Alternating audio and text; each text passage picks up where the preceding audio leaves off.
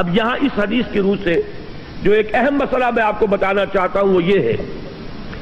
بدقسمتی سے عام طور پر سنی مسلمانوں میں ایک خیال عام ہو گیا ہے، اور وہ خیال یہ ہے کہ اصحاب اقتدار بادشاہ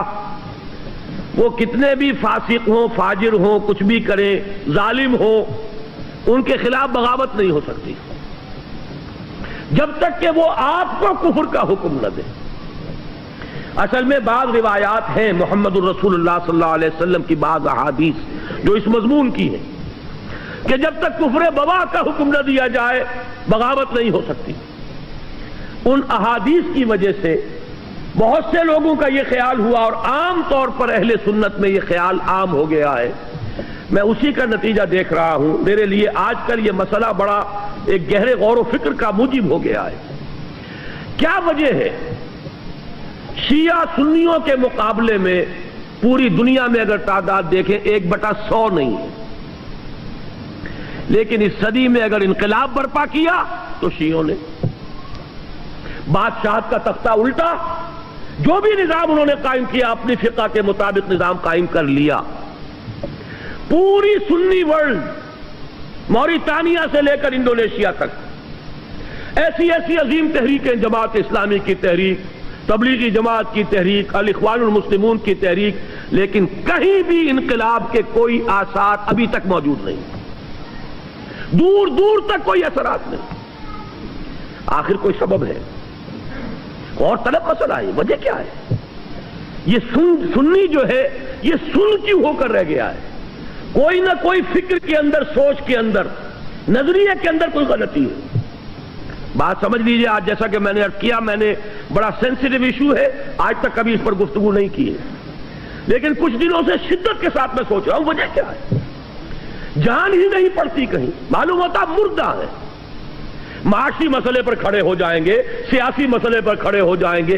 کسی کی ٹانگ کھینچنے کو جمع ہو جائیں گے، سینکڑوں لوگ جانے بھی دے دیں گے، لیکن کوئی آرگنائزڈ ایفرٹ اس دنیا میں، اسی دور میں ایرانیوں نے کر کے دکھا دیا۔ جو بھی ان کا دین ہے، جو بھی ان کی فقہ ہے، جو ان کے تصورات ہیں، اس کو چھوڑ دیجئے کہ اس سے ہمیں کہاں کہاں اختلاف ہے، لیکن انہوں نے اس کو کر کے تو دکھایا ہے۔ ہم نے کیا کیا؟ بادشاہتیں چل رہی ہیں، ایک ایک محل اربوں ڈالر کا بنتا ہے، اور محل خالی پڑے رہتے ہیں۔ بادشاہ سلامت کی جھلک دیکھنا نصیب نہیں ہوتا محل کو، سال میں زیادہ سے زیادہ بادشاہ سلامت 4-6 دن کے لیے آ جائیں گے بس، اور محل اربوں ڈالر کا بنا ہوا۔ جبکہ اسی ملک کے اندر جا کر دیکھیے آپ کو کہ بالکل حیوانوں کی طرح انسان رہتے ہوئے نظر آ جائیں گے، آپ بھیک مانگتے ہوئے لوگ نظر آ جائیں گے، آپ حاجیوں سے، اور جو لوگ عمرے کے لیے جاتے ہیں، بچے جس طریقے سے لپٹ لپٹ کر مانگتے ہیں، وہ وہاں پہ اب بھی نقشہ موجود ہے۔ یہ حال کیا ہے؟ یہ نظام ہمارے ہاں کیوں نہیں بدل رہا؟ کہیں سے کوئی حرکت نہیں۔ خاص طور پر اس دنوں میں مجھ پر یہ سوچ بہت زیادہ طاری ہوئی ہے۔ اس کی وجہ کیا ہے یہ بھی سن لیجئے۔ جب یہ جہاد افغانستان بڑی شدت کے ساتھ چل رہا تھا، اب تو یہ کہ اس میں بہت سی صورتحال، بہرحال میں اس پر گفتگو نہیں کرنا چاہتا، اب وہ یوں کہا جا سکتا ہے کوئی قابل رشک حالت میں نہیں ہے،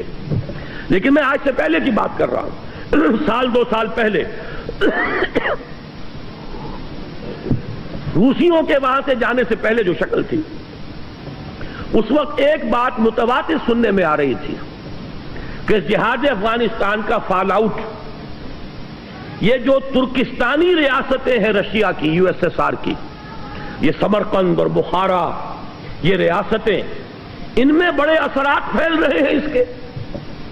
ان میں اسلامی جذبات، دینی جذبات زندہ ہو رہے ہیں،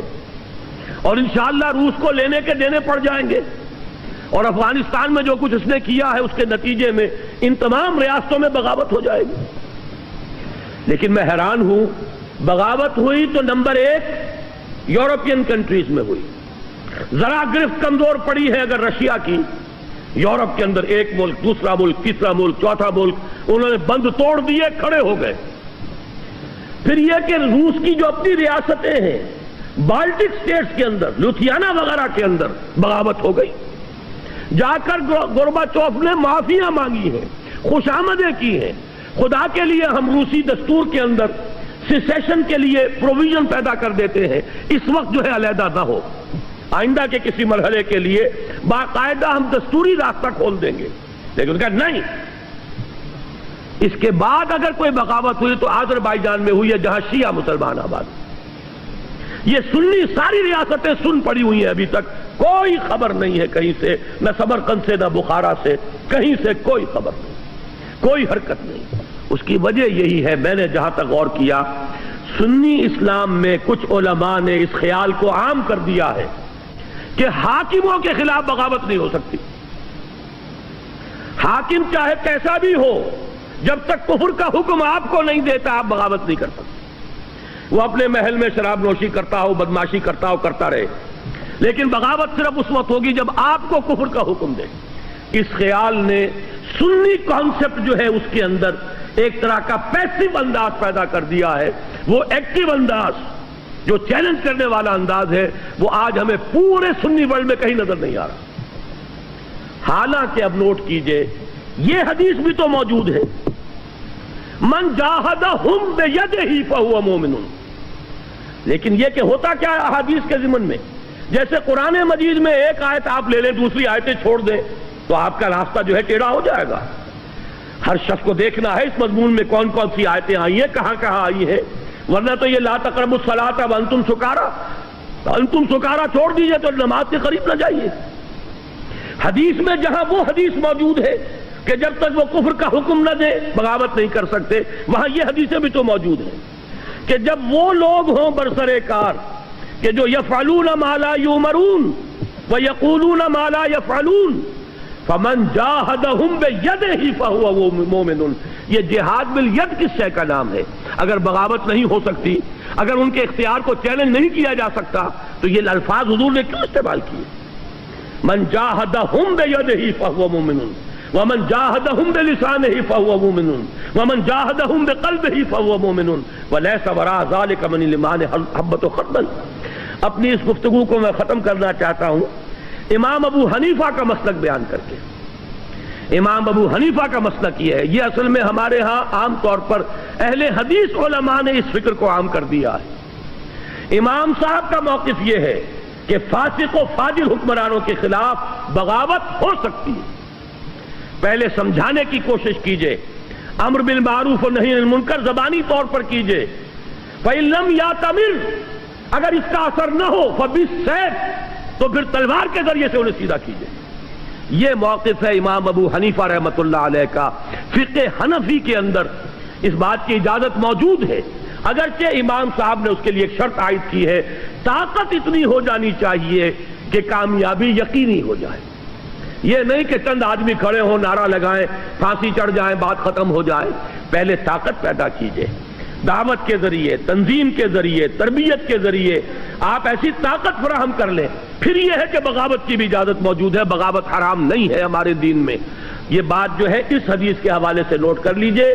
اور یہ کہ امام ابو حنیفہ رحمۃ اللہ علیہ کا وہ موقف ہے، عام طور پر بعض احادیث کے ذریعے سے اور بعض احادیث کے حوالے سے خاص طور پر اہل حدیث علماء نے جس چیز کو عام کر دیا ہے وہ در حقیقت کوئی متفق علیہ چیز نہیں ہے ہمارے ہاں، بلکہ امام ابو حنیفہ کا موقف یہ کتاب و سنت سے اقرب ہے، نزدیک تر ہے، اور یہ حدیث آج آپ کے پاس متن اس کا موجود ہے، آپ اس کو لے جائیے، غور کیجئے، سوچئے، گفتگو کیجئے